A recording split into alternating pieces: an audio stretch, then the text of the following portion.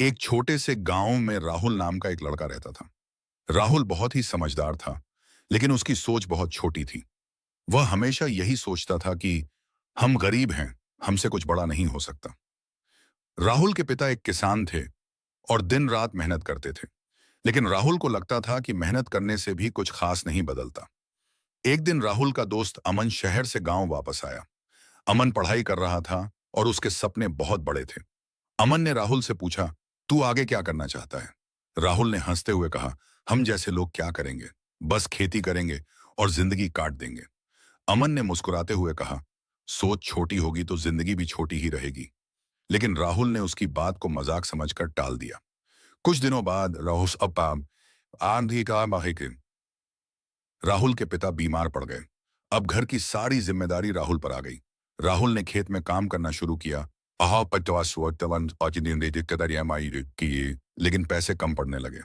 तब उसे एहसास हुआ कि सिर्फ मेहनत नहीं, सोच भी बड़ी होनी चाहिए। एक दिन वह शहर गया और देखा कि लोग छोटे छोटे काम से भी बड़ा पैसा कमा रहे हैं। वहां राहुल की मुलाकात फिर से अमन से हुई। अमन ने कहा, "ओह हाँ,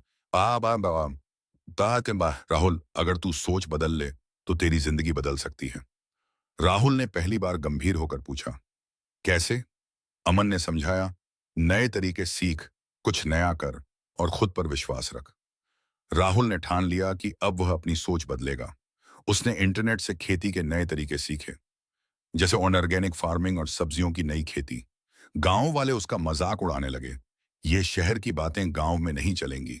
लेकिन इस बार राहुल नहीं रुका। कुछ महीनों बाद उसे राहुल की फसल पहले से 3 गुना ज्यादा हुई।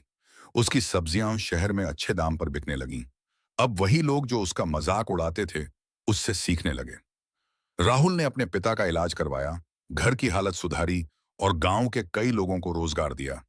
एक दिन अमन फिर आया और बोला, देखा, जब सोच बड़ी होती है तो रास्ते खुद बन जाते हैं।